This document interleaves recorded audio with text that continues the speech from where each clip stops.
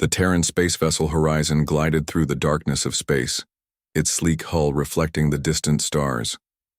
Inside the bridge, Captain Olivia Warren stood with her hands clasped behind her back, eyes fixed on the massive space station, growing larger on the main screen. Nexus 7 Control, this is TSV Horizon requesting docking clearance, said Communications Officer Alice Gardner, her voice steady despite the historic nature of their mission. A moment passed before a response came through.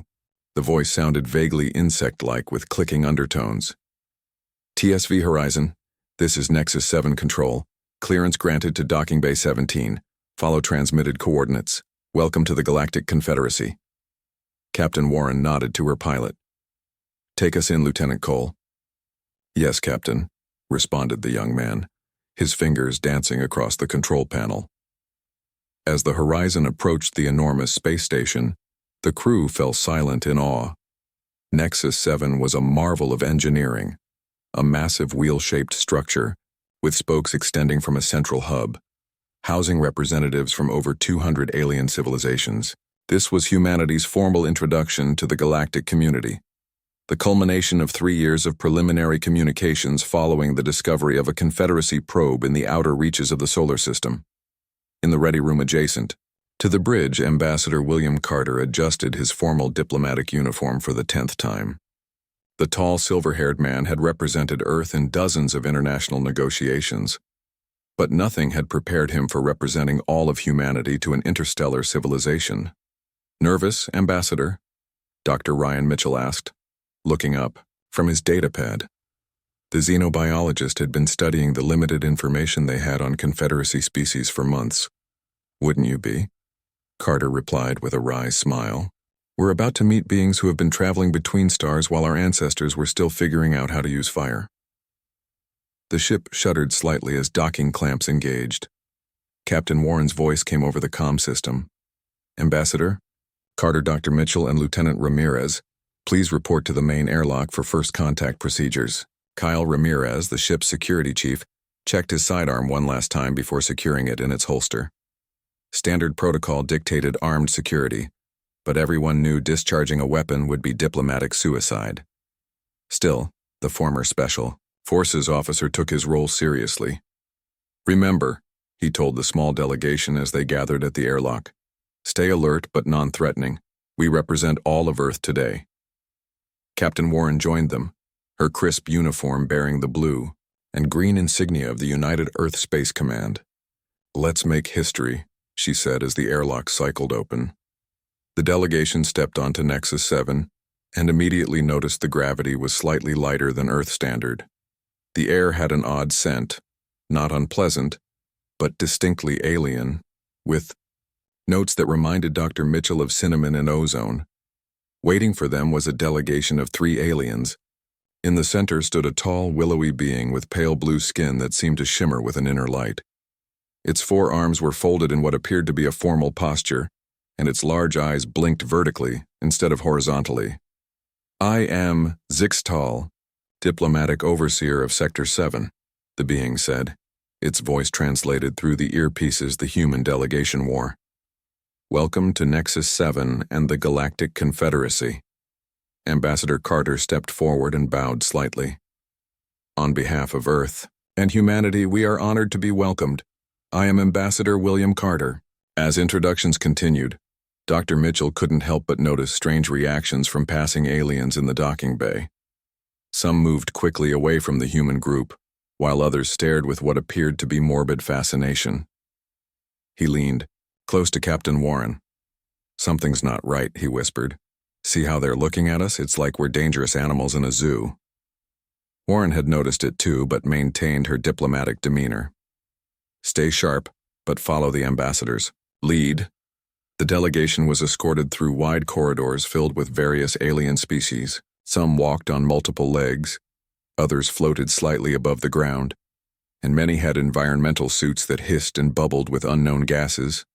They arrived at a large chamber with a circular table. Zixtal gestured for them to sit, and the humans settled into chairs clearly hastily modified to accommodate their physiology.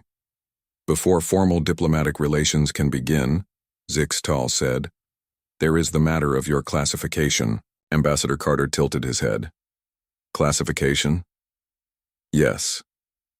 All species are categorized based on their world of origin and evolutionary path. Zixtal tapped a control, and a holographic image of Earth appeared above the table. Your planet Earth has been classified as a Class 12 death world. The term hung in the air as the humans exchanged confused glances.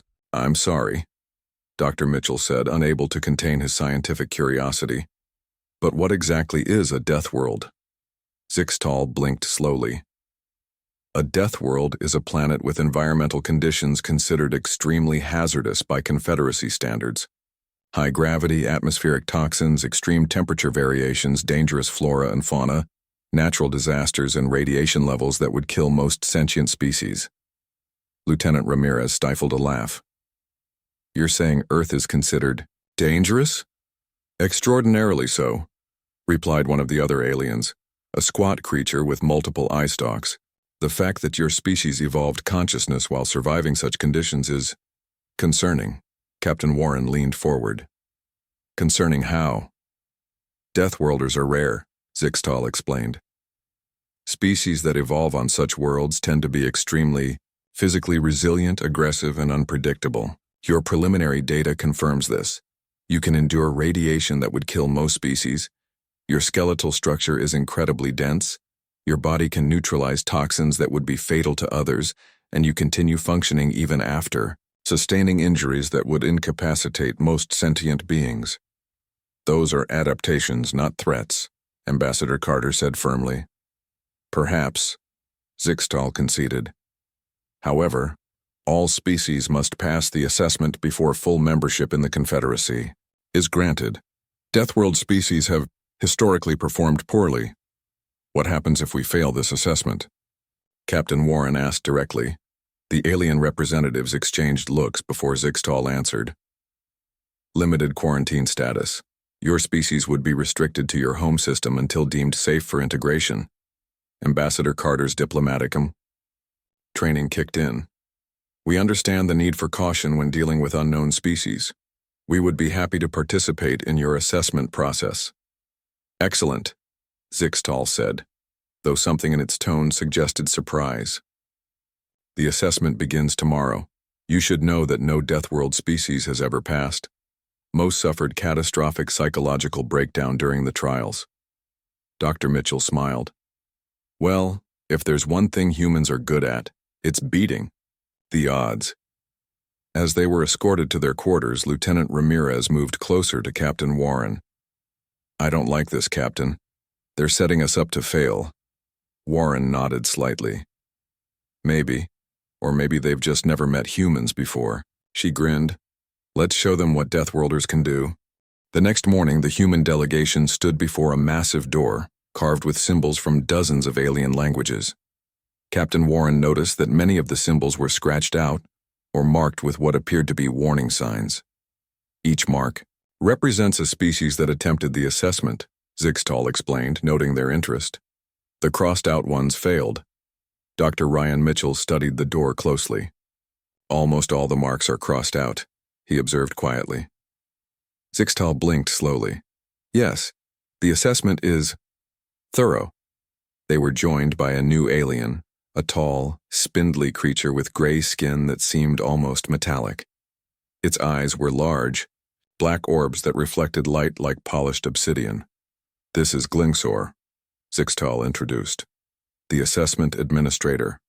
Glingsor did not offer any greeting, simply scanning each human with a small device. Baseline readings recorded. It stated in a flat mechanical voice. Interesting physiological traits, high bone density, efficient oxygen processing, redundant organ systems, unusual pain threshold indicators.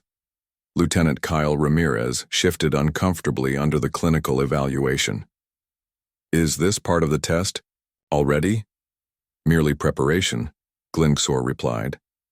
The assessment was designed by precursor civilizations long before the Confederacy formed. I merely maintain the protocols. 2 more crew members had joined the original delegation, Dr. Patricia Summers, the ship's psychologist, and engineer Sam Nelson. Dr. Summers was a thoughtful woman with keen eyes that missed little, while Nelson was practical and sturdy, known for fixing problems others thought impossible. The assessment consists of 5 trials, Glenixor continued. You may withdraw at any time, though doing so results in automatic failure. The alien touched a panel, and the ancient door slid open with a low hum. The first trial awaits. They entered a large circular chamber with walls made of a strange, shifting material that seemed almost alive. The door sealed behind them with a final-sounding thud. This is the survival chamber. Glenixor's voice came through speakers hidden in the walls. It will test your species' adaptability to changing environments. Most species require specialized, environmental suits to attempt this trial. Captain Warren looked at her team. They wore standard uniforms with basic environmental protection. Nothing special. We'll proceed as we are, she decided. Glenixor's voice held a note of surprise. As you wish. A soft tone sounded, and the chamber began to change. The temperature dropped rapidly, frost forming on the walls. The human's breath fogged in the air as the temperature fell to well below freezing. Minus 20 degrees Celsius and dropping, Engineer Nelson reported, checking his wrist device. Everyone keep moving to maintain body heat. Dr. Mitchell observed several viewing ports where alien faces watched them with what appeared to be morbid fascination.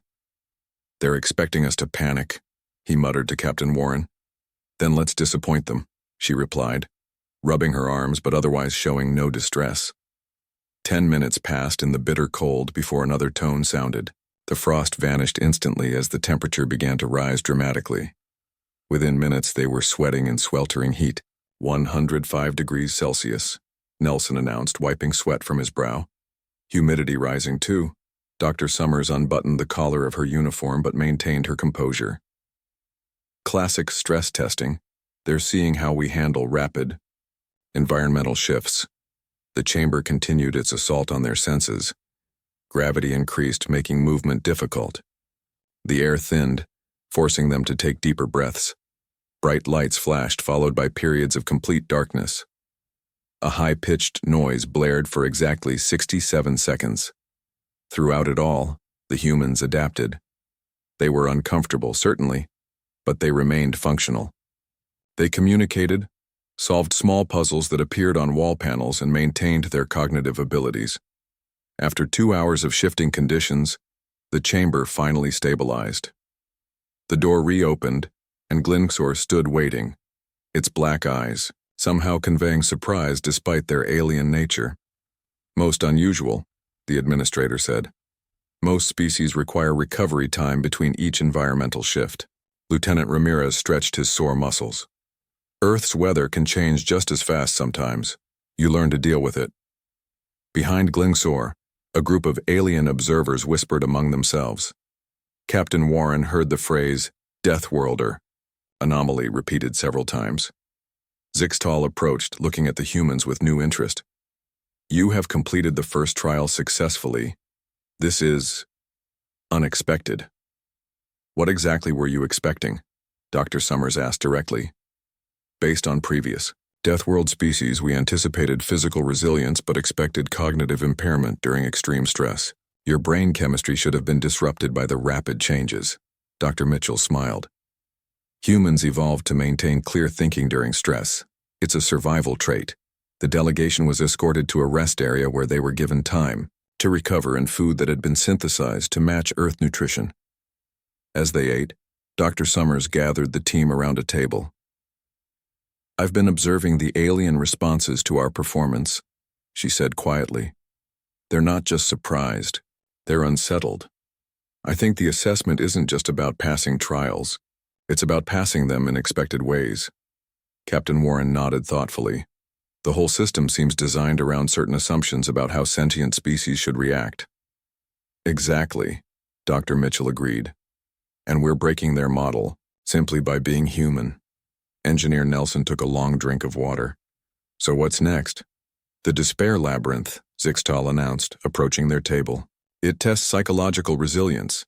Lieutenant Ramirez raised an eyebrow. Sounds cheerful. It is not meant to be cheerful, Zixtal replied, missing the sarcasm. It is designed to measure how a species copes with hopelessness and isolation. Captain Warren stood up. We're ready when you are. As they were led toward the next chamber, Dr. Mitchell noticed a new alien joining the observer group.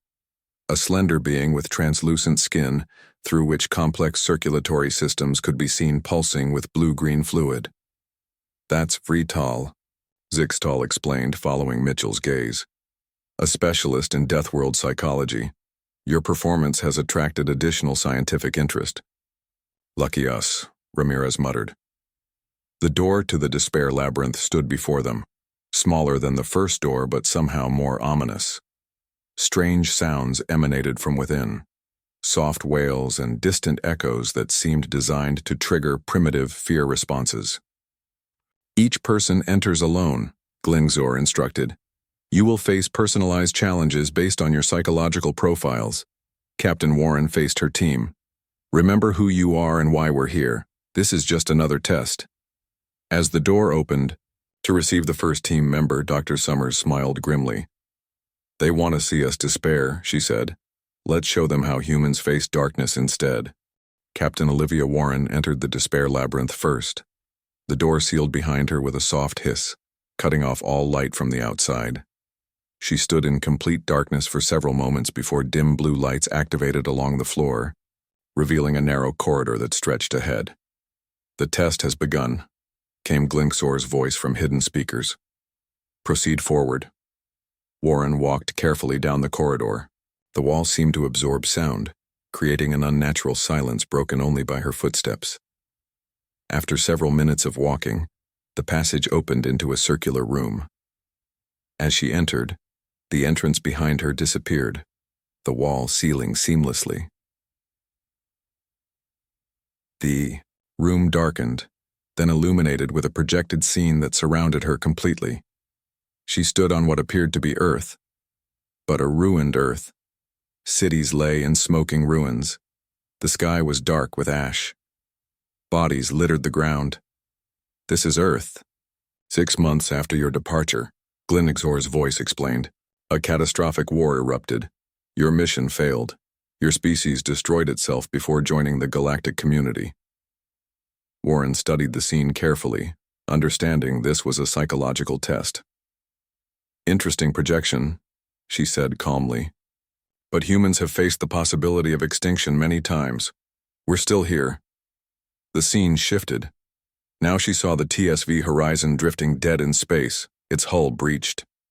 Your crew died painful deaths due to your decision to accept the assessment, the voice continued. You led them to this fate. Warren crossed her arms. If you're trying to make me feel guilty for doing my duty, you'll need to try harder. My crew understood the risks. In another part of the labyrinth, Dr. Ryan Mitchell faced his own customized nightmare. He stood in what appeared to be a research lab where alien scientists dissected human subjects.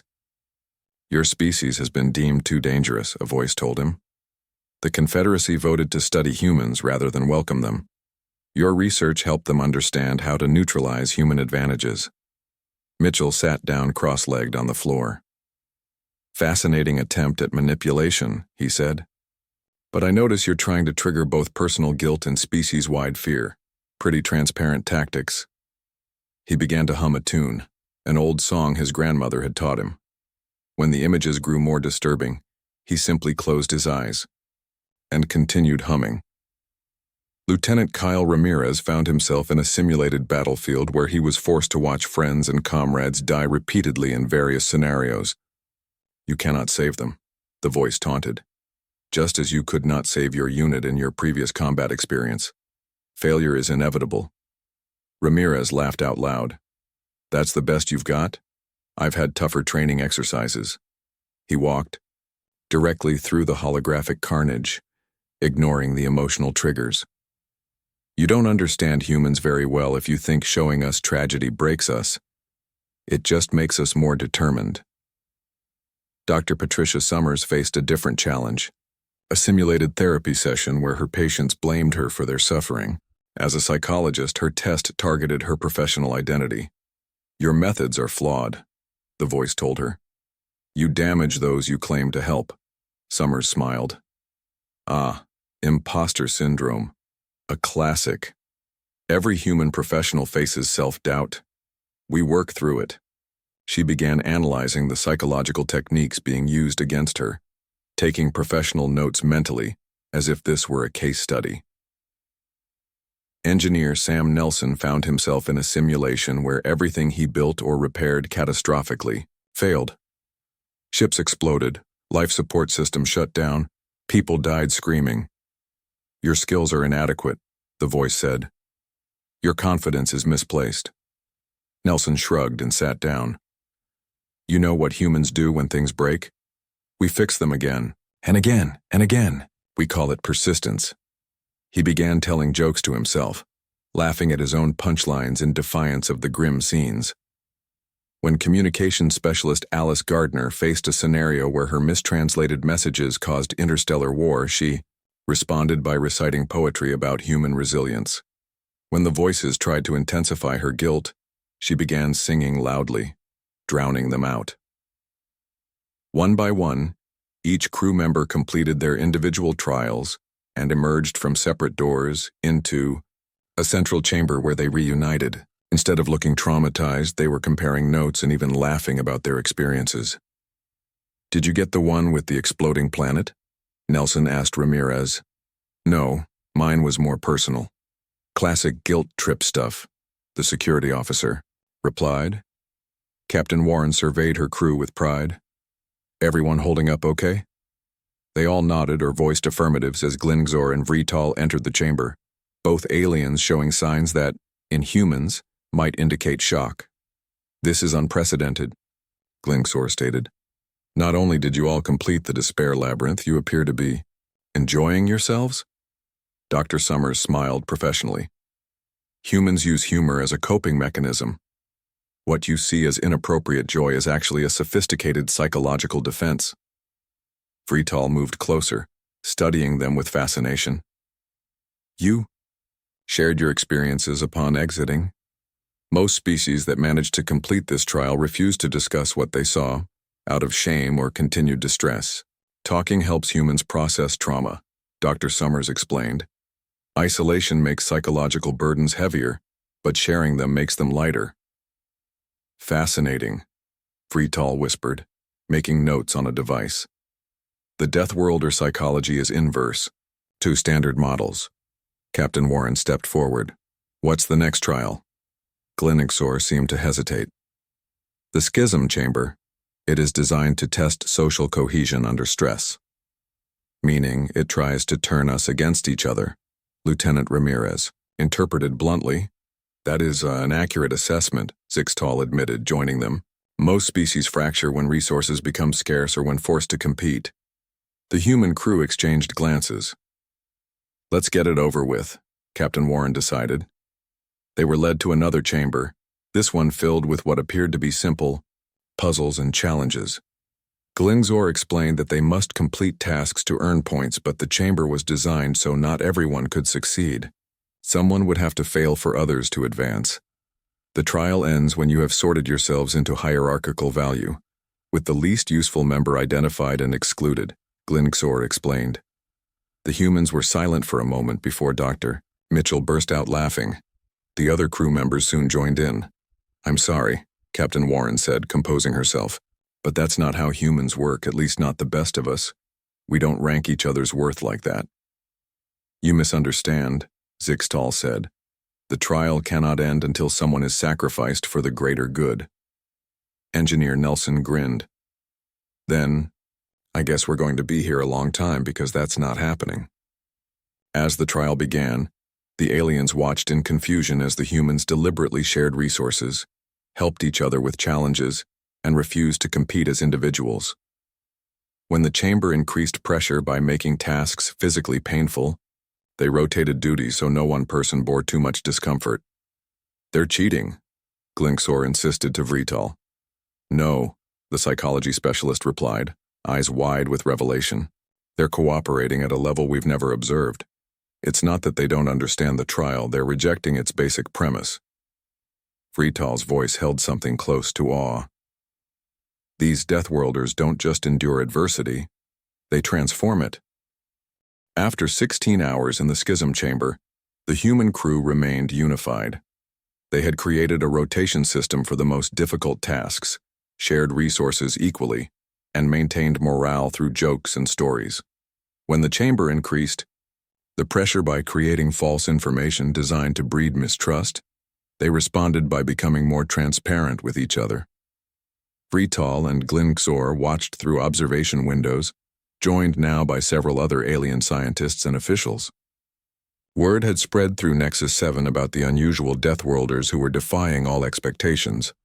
This cannot continue indefinitely, Glinxor insisted. The chamber is designed to break even the most cohesive groups. Captain Warren overheard this comment and smiled at her crew. Should we tell them about Earth history? About how humans have endured siege situations lasting years, not hours? Engineer Nelson grinned. Or how we form stronger bonds under pressure instead of falling apart? Zixtal entered the observation area looking troubled. The Confederacy Council is monitoring these trials with great interest. Some members are concerned about the implications of your performance. Concerned or scared? Dr. Summers asked. Perceptively. Zixtal's skin changed color slightly, which Dr. Mitchell had come to recognize as a sign of discomfort. Both, perhaps. No species has ever progressed this far in the assessment with such unconventional approaches. That's the thing about humans, Captain Warren said. We specialize in unconventional approaches. Finally, after 24 hours, the schism chamber powered down. The door opened and Glinxor announced stiffly, Trial 3 is considered complete. Your refusal to engage with the intended parameters is noted, but the time limit has expired. The human crew exited the chamber, tired, but victorious.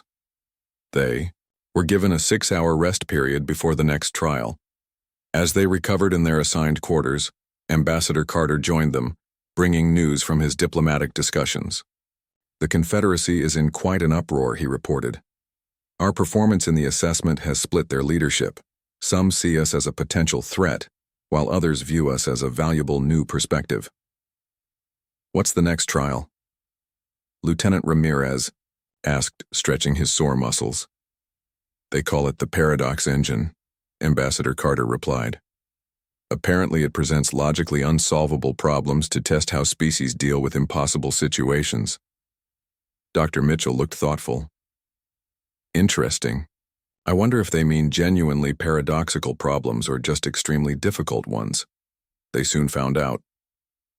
The Paradox Engine was housed in a small, plain room with a single console in the center.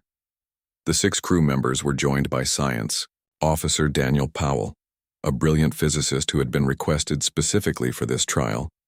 Glinxor and a new alien entered. This one looked different from the others. Its body appeared to be partly mechanical, with glowing circuits visible beneath translucent skin. I am Quartix, the new alien announced.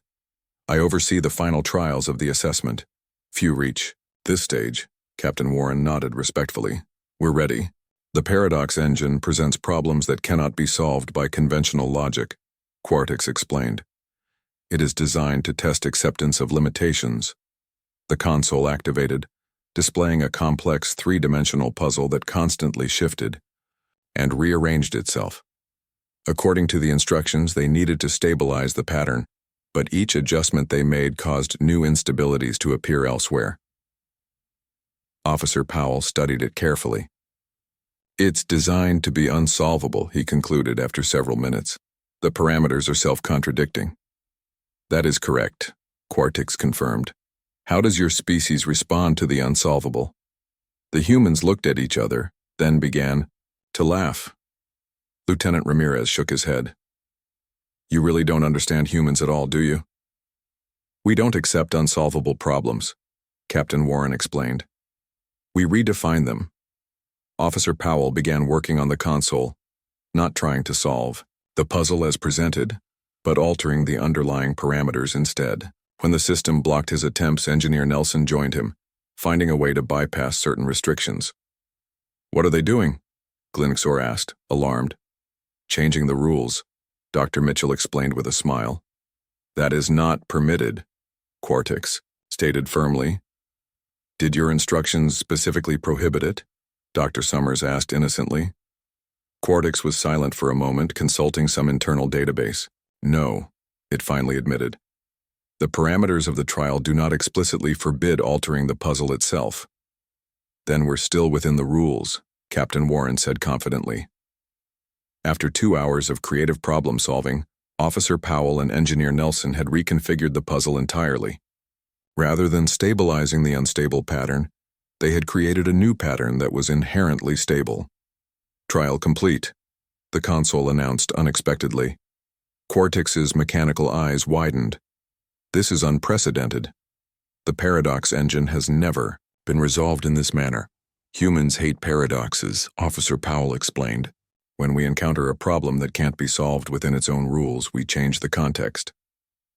This is not acceptance of limitations, Quartix observed. No, Captain Warren agreed. It's rejection of artificial constraints. The final trial awaited them, the extinction simulation. They were brought to a larger chamber with seats arranged in a circle. Each person was given a neural interface headband.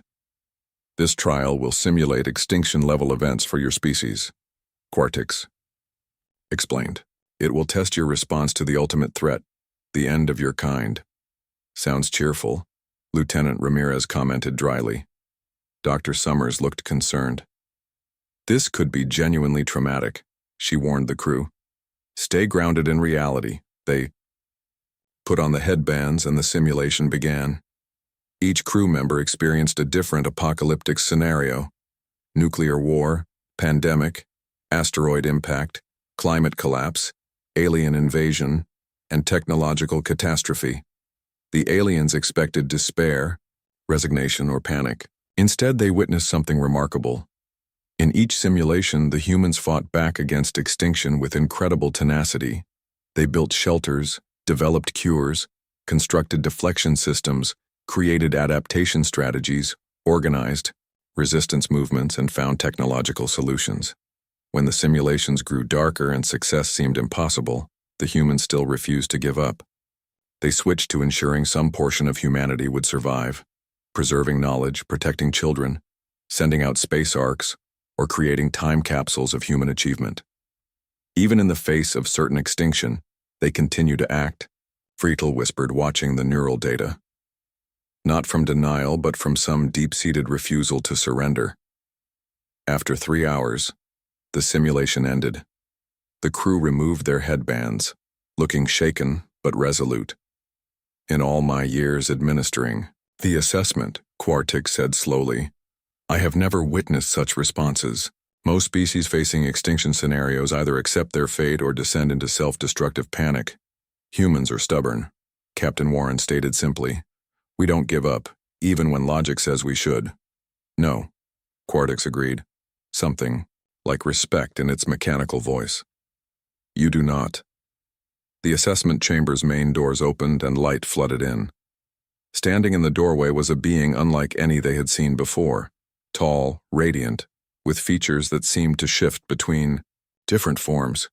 The assessment is complete, the being announced. The council awaits your presence for the results. The human delegation followed the radiant being through corridors they hadn't seen before. These passages were older, with walls made of material that seemed to shift between solid and energy. Ancient symbols glowed along the floor, responding to their footsteps with pulses of soft light. Who are you? Captain Warren asked the being guiding them. I am Brenzak, High Counselor of the Confederacy, the being replied. I have observed all assessment trials since the founding of our alliance. Ambassador Carter moved to the front of the group. It's an honor to meet you, High Counselor. We hope our performance has been satisfactory. Brenzak made a sound that might have been laughter. Satisfactory is not the word I would choose. Revelatory, perhaps. They entered an enormous circular chamber. In the center was a round table with seats for dozens of different alien physiologies. Most seats were filled with beings of various shapes, sizes, and compositions, some organic, some mechanical, some seemingly composed of pure energy.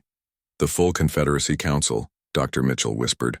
This is unprecedented diplomatic access. Zixtal, Glinxor, Vrital, and Quartix entered behind them and took their places. Brenzak gestured for the humans to stand in the center of the chamber. The Council has reviewed the assessment results for species designation Terra-Human, Brenzak announced formally. This is only the 9th time in Confederate history that a Deathworld species has completed all trials. Murmurs spread around the table. Some sounded concerned, others interested. However, Brenzak continued, this is the first time any species has completed the assessment in this particular manner. A new holographic figure appeared beside the humans, a shimmering presence that seemed older and more complex than even Brenzak. When it spoke, its voice came from everywhere at once. I am the assessment intelligence, it said. My creators designed me to identify species with specific qualities. For 10,000 years I have evaluated newcomers to this region of space. Captain Warren stepped forward. On behalf of humanity, we are honored to meet you. You misunderstand, the intelligence replied. Every species believes the assessment is designed to test their worthiness to join the Confederacy. That is intentional misdirection. Shocked whispers echoed around the chamber. Even Brenzak seemed surprised. The true purpose of the assessment, the intelligence continued, is to identify species capable of surviving extreme adversity through adaptation and innovation. Species who, when faced with impossible situations, find new possibilities. Dr. Mitchell's eyes widened. You weren't testing if we could follow rules or protocols. You were testing if we could break them when necessary. Precisely, the intelligence confirmed. The assessment was never about passing trials as designed. It was about revealing the true nature of those being tested. The intelligence turned to address the Council. The species you call Deathworlders are not dangerous anomalies to be feared. They are evolutionary responses to harsh environments. Their adaptability, their refusal to accept limitations, their ability to find humor in darkness, these are precisely the qualities needed for long-term survival. Brenzak stepped forward. The Confederacy has grown comfortable. We have avoided risks, standardized our approaches, and stagnated as a result. We have forgotten the lessons of our own histories. Previous Deathworld species did not fail the assessment, the intelligence added. They performed exactly as expected for their evolutionary path. But humans displayed something rare, physical resilience combined with psychological flexibility and social cohesion under pressure. Lieutenant Ramirez leaned toward Dr. Summers. Did we just get complimented by an ancient alien AI? He whispered. I think so, she replied quietly. Though I'm not sure everyone in this room sees it that way. She was right. The Council had broken into heated discussion, with some members gesturing animatedly toward the humans. Ambassador Carter addressed the Council directly. If I may speak? The chamber quieted. Humanity doesn't claim superiority. We simply offer a different perspective. Earth's challenges forced us to adapt or die. We chose adaptation.